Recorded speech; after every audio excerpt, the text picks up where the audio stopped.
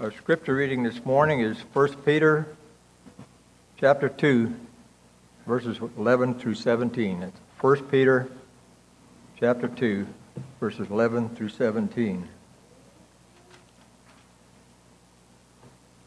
Beloved, I beg you as sojourners and pilgrims, abstain from fleshly lusts which war against the soul, having your conduct honorable among the Gentiles, that when they speak against you as evildoers, they may, by your good works which they observe, glorify God in the day of visitation. Therefore submit yourselves to every ordinance of man, for the Lord's sake, whether to be to the king as supreme or as to the governors, as to those who are sent by him for the punishment of evildoers and for the praise of those who do good. For this is the will of God, that by doing good, you may put to silence the ignorance of foolish men, as free, yet not using liberty as a cloak for vice, but as bondservants of God. Honor all people, love the brotherhood, fear God, honor the king.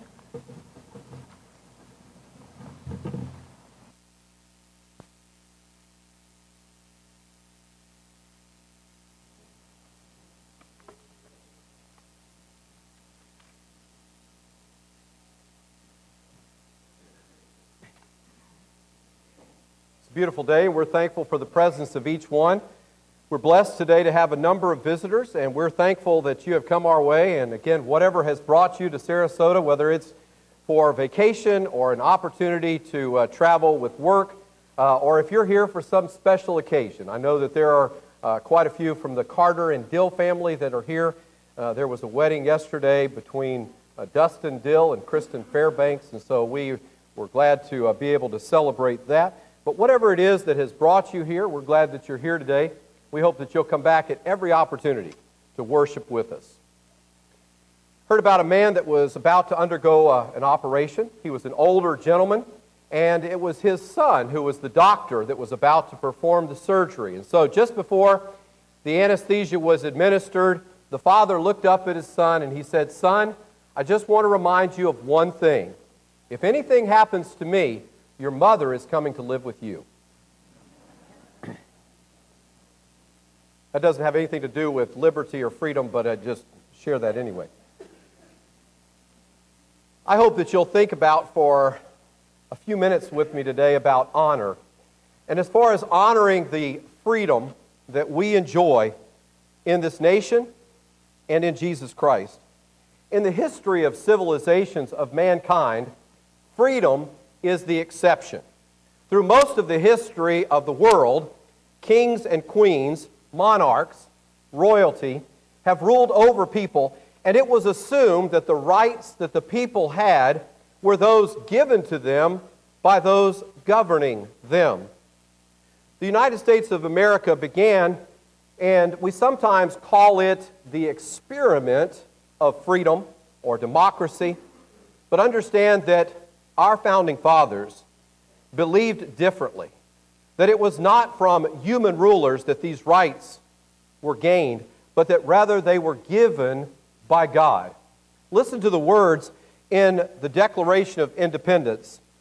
"We hold these truths to be self-evident, that all men are created equal, that they are endowed by their Creator with certain unalienable rights, that among these, life, liberty, and the pursuit of happiness, that to secure these rights, governments are instituted among men, deriving their just powers from the consent of the governed." When you think about America, the Constitution inverted the understanding of sovereignty. It is we the people. But not unbridled, but rather, instead of being bridled by the constraint of the rulers, by the constraint of God. President Andrew Jackson in 1837, about 50 years or 60 years after this experiment began, said, "We have as the rock of our republic the Bible." It is the Bible upon which this republic rests. Understand, this was a different concept. James Madison wrote in the Federalist Papers in Federalist 51, "If men were angels, no government would be necessary. In framing a government which is to be administered by men among men, the great difficulty lies in this. You must first enable the government to control the governed, and in the next place, oblige it to control itself." Thomas Jefferson said, "The chains of the Constitution should bind the mischief of government." It is necessary that we have both the government in place, but that it respects these rights of the governed. We owe a debt to the freedom that we enjoy in the lives of those who sacrificed their own lives so that we could enjoy this freedom. Think about the freedoms that we enjoy. We have political freedom. We have a voice in our own government. We have social freedom. That is, we can exchange ideas about what we believe. We have economic freedom, in that each one of us gets to choose the type of job or career or trade that we engage in. We can study and be trained, get the experience necessary, and do just about any work that we choose to do in this country. We also have religious freedom. We have the right to practice or even to ignore religion altogether. We can believe in God and practice the religion as we understand, as we believe to be right. This is freedom. Freedom produces opportunity. In Galatians chapter 5, Paul said, "But you, brethren, have been called to liberty. Only do not use liberty as an opportunity for the flesh, but through love serve one another. For all the law is fulfilled in one word, in this: you shall love your neighbor as yourself." Freedom gives us the opportunity to live and to love. In this passage that Dennis read for us just a moment ago from 1 Peter chapter 2, we see that freedom must cultivate a mindset. There must be an opportunity for us to be able to live according to this freedom. Will you honor freedom? Think about it like this. Honorable conduct requires self-control. Look here in verse 11 in 1 Peter 2 with me. He says, "Beloved, I beg you as sojourners and pilgrims." We sing a song, it's number 957 in the book, "This world is not my home." We need to be reminded of that. In the practice of self-control, it's because this world is not our home. This world is not the end of what our existence is meant to be. There is something more. When the Pilgrims came to this continent in 1620, they faced a lot of hardship. But those Pilgrims did not come to pillage, to plunder. They wanted to be at peace. And they sought that peace with the Native Americans that they found here. But it was just a couple of generations, maybe 3 generations later, that we see one of the darkest periods of the history of the civilization on this continent. By the beginning of our early 18th century, the early 1700s, the country had drifted from its religious and moral roots, its foundation. In fact, by 1730, only 10% of all the colonists attended church services in any sort of regular fashion. Many times people will go back and they'll pick from this period of time in the early 1700s some of the most derogatory events, some of the greatest debaucheries which were ever conducted. Those were contained during this period of time. Until in 1734, there began what was called the Great Awakening. There was a revival. There was some preaching that began to get people's attention by men like Jonathan Edwards and George Whitefield. And what they were calling people back to was simply the truth of God's Word and to live in an honorable conduct as pilgrims and sojourners. When you think about the last two verses of the Old Testament, God said, "Behold, I will send Elijah the prophet before that coming of the great and dreadful day of the Lord, and he will turn the hearts of the fathers to the children, and the hearts of the children to the fathers, lest I come and strike the earth with a curse." When you think back to that kind of a call to repentance, a call for a revival, a spiritual awakening, certainly every generation needs to have that kind of preaching, that kind of recognition that these are the truths, and if we drift from those truths, then whatever happens, we reap according to what we have sown. And there is no changing that universal principle. A farmer knows that he sows a certain kind of seed and he will produce a certain kind of harvest. And as a people, as a nation, as we sow, so shall we reap. If we do not sow according to the principles that God has given us, if we do not sow lives that are conducted by the morality and the very principles of God in the Bible, we will reap those same consequences.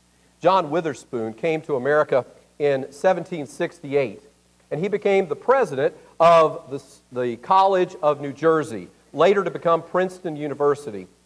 And he believed, as he stated in the Continental Congress in 1776, that the time for this freedom was ripe, and that, in fact, it was going to rot for the wanting of this freedom. 5 of his students in just 8 years were a part of the 56 signers of the Declaration of Independence because of the principles that were being taught from the Bible. And it is these very principles that help us to live our lives honorably before God and before one another. We must, look at what he says there at the second part of verse 11, abstain from fleshly lusts which war against the soul. These are the very things that Paul said in Philippians 2:15, that you may become blameless and harmless, children of God without fault in the midst of a crooked and perverse generation, among whom, listen, you shine as lights in the world. The honorable conduct of self-control for Christians is to be honorable, and people will see this. And even though they may say all kinds of things against Christians, when they see the consistency, when they see the absolute character by which we live our lives, it is going to shine like a light in the darkness. The world's going to see that, and the world's going to say, how do you do that? How can you live like that? How can you be what you say you are? Jesus said, whoever commits sin is a slave to sin. I think the thought of this nation was for freedom. And yet Jesus says that when we allow ourselves to drift into sin, guess what we are? We're not free. We're slaves. If we want that freedom, we've got to commit to that. Look at what he says there in verse 14. As to those who are sent by him for the punishment of evildoers. In other words, the rulers, the government that exists is for the punishment of evildoers and for the praise of those who do good. It's either for punishment or praise. Which will it be in your life? You have the mindset of being a pilgrim, and that is that you say, okay, I'm not attached to this world. This world is not going to chain me, hold me. I'm going to live with the kind of freedom that says that this is only temporary. Look at verse 15. He says, for this is the will of God. We can silence the ignorance of people when we are consistently, in our character and in our conduct, the people of God. One of those little comic strips called The Wizard of Id, Rodney, one of the warriors, had gone out and he had been beaten and battered, came back, his horse is crippled, and the king looks at him, he says, Rodney, where have you been? Rodney says, well, I've been out fighting our enemies to the west. He says, I have burned and I have pillaged, I have killed our enemies. The king looked at him, he said, but I don't have any enemies to the west. Rodney says, you do now. Let me tell you something. So many times, our conduct is what causes people to kind of shy away from God. when we recognize that our conduct is that which ought to attract people, not because we put up the pretense of perfection, but because what we say is we recognize there's a struggle going on. And these lusts, these desires of the world that want to make us put down roots and make us act like and make us appear like this world is all that matters. That's what we're warring against. That's what we're fighting against. People need to know that because this life is transitory, because we realize how temporary these things are, we don't let ourselves get all attached to stuff. Heard about a man that was looking for something to do with his grandfather, and he said, "Granddad, do you want to go out and look at all the garage sales this weekend?" Grandfather looked at him, he said, "Why would I want to do that?" The grandson said, "Well, there's some valuable stuff. Sometimes you pick up some real bargains." The grandfather looked at him in his wisdom and he said, "If they don't want it, why would I want it?" Let me tell you something. When it comes to this world, we ought not to live like that's all we want. Secondly, Peter gives us here that honorable conduct requires respect for others. Look at verse 16. He says, "Not using liberty as a cloak for vice, but as bondservants of God." We need to respect others and show that respect. In verse 12, he talked about that they met by your good works, which they observe. In verse 14, he said, "For those who do good." And in verse 15, that by doing good, you may put to silence the ignorance of foolish men. Do you see that? Good works, doing good, do good. There's a consistency here.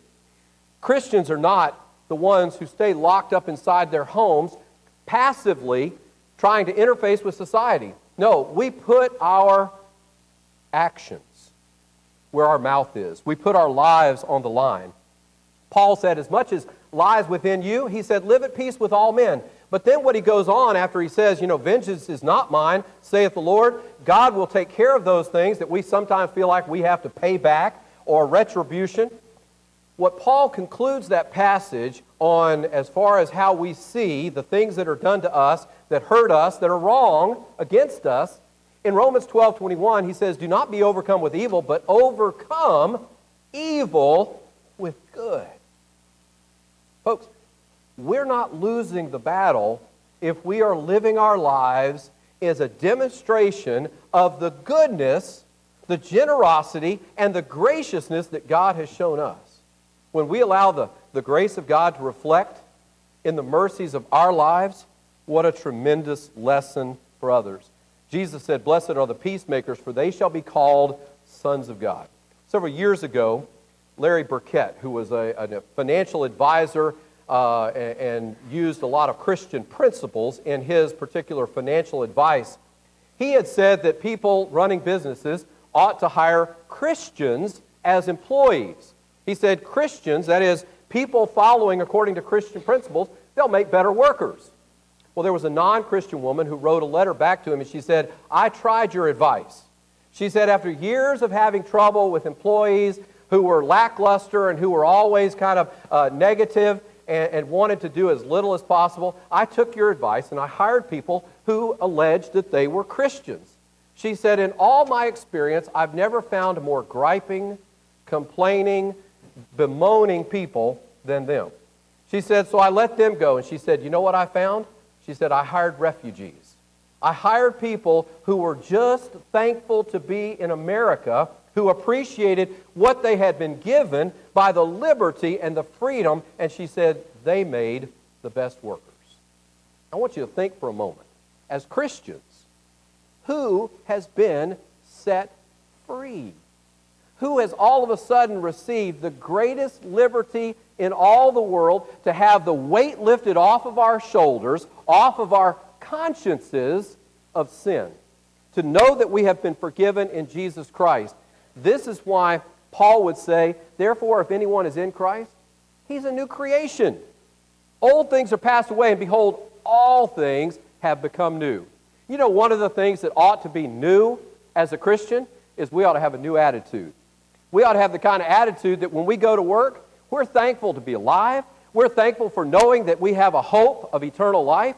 We're thankful that every single day we have the possibility, we have the opportunity to share this same powerful reconciliation with others. In 2 Corinthians 5, 18 to 21, Paul says, we have a ministry of reconciliation. The message that we have is be reconciled to God. Be reconciled to God. Our problems do not start with our differences between us and one another, between one another. It starts with our need to be right with God. When we help people to see that, it becomes a whole lot easier. I won't say it's always simple, but it becomes easier for at least us to have the possibility to work together and to share together. Practice good citizenship. You know what Satan's most afraid of? He's most afraid of prayer. When Christians pray, things happen. It's the power of God, but it's the power of God at work in us and around us. Pray. You want to have honorable conduct as far as respecting others? Do your best. Work at that ministry of reconciliation, but recognize that God works through our prayers. Number 3, honorable conduct requires us to reverence God. Look at verse 17. He started out by the fact that he's talking about this relationship with God, that we're pilgrims and sojourners in this world. And then in verse 17 he says, honor all people, love the brotherhood, fear God, honor the king. Romans 13 says we have the right to pray, to pay our taxes, and to obey the laws of the land. What we see is that if we respect God, getting along within the particular nation or government that we live in, and again, this would be true if we didn't live in a democratic republic. If we lived anywhere in this world, we could still follow these same basic principles. But how much better to live in a nation where we do have these freedoms, where we do have this liberty. Honoring God, obey Him, trust Him. Righteousness exalts any nation, but sin is a reproach to every people. Look with me at Psalm 33. I realize Psalm 33 is written under the Old Covenant. I realize that they had a national covenant, Israel did, with God. They had particular physical blessings, not only of God providing that land for them, God had promised them prosperity and success as they obeyed Him. But I want you to look with me at a few verses because there is a principle here of how God does work in the lives of His people. In Psalm 33, verse 12, blessed is the nation whose God is the Lord, the people He has chosen as His own inheritance. Today, that represents the church. Today, that represents the spiritual body of Christ. Those who have been added to Christ when they were baptized, when they came up out of the water, they've been washed, they've been cleansed, they've been called the children of God. Look as he goes on in verse 16. No king is saved by the multitude of an army. A mighty man is not delivered by great strength. A horse is a vain hope for safety. Neither shall it deliver any by its great strength. Behold, the eye of the Lord is on those who fear Him, on those who hope in His mercy, to deliver their soul from death and to keep them alive in famine. Our soul waits for the Lord. He is our help and our shield. For our heart shall rejoice in Him, because we have trusted in His holy name. Let your mercy, O Lord, be upon us, just as we hope in you. In that passage, he's talking about the fact that if we trust in God, I'm not telling us that we ought to disband the military. What I'm saying is, I don't care how great our military is, there is a chink in the armor. There is a breach in the wall if it is not covered by our trust in the Lord. If we trust in the Lord, our defense, our protection is absolute. Our God will help us. When we look at those unalienable rights, life, liberty, there's that third one, the pursuit of happiness. I think many Americans have gotten that kind of, they've bypassed the pursuit part of happiness. They think there's some sort of a guarantee of happiness in all things, in all circumstances. That's not what God said. Psychologists do tell us that there are 3 things necessary for us to be happy. We need something to do, we need someone to love, and we need something to look forward to. Do you realize that those three things, something to do, someone to love, and something to look forward to, we have those in the fullest in Jesus Christ. Christians have what it takes to be happy more than anybody else in the world. We have everything that is necessary if we'll grasp it, if we'll understand it, if we'll live by it. Honorable conduct requires self-control. It requires respect for others, and it requires reverence for God. You and I can be citizens of this great nation and help to be a blessing to it. Going back to the Pilgrims coming across the Atlantic Ocean on the Mayflower, as they got just past the halfway point in their voyage, there was a very severe storm. The ship almost capsized. It broke the main mast, the sail, and it was sagging. The sailors, for the first time in the voyage, became afraid. The Pilgrims were down below praying, "Lord, thou canst save." They trusted in that God could bring them through. Finally, Brewster, one of the men there, remembered that he had, as the sailors were unable to get this sail put back, the mast put back in place with all of their efforts. Brewster remembered that from his printing press, he had a giant iron screw down in the hull. And they were able to get that out, haul it up to the main deck, and with great effort, they were able to begin the process to get that sail, the mast, put back in place. As it was lifted, there was the hideous groan and creaking of the wood, but it was restored to its position that was essential for them to continue in their transverse of the whole ocean. God, the Lord, can save. The opportunities in our lives is if we will trust Him, if we will live according to His will. This morning, are you being the very best citizen that you can? Are you trying to be the best citizen of the kingdom of God, as well as the United States of America? I'll tell you, the first place to start is by being a child of God. If you have never put on Jesus Christ by being baptized into Christ, put your faith in Him today. Repent of your sins. Say, "Lord, I want your will to be done in my life. I want others to know that I am obedient to you in all things," and be baptized for the forgiveness of your sins.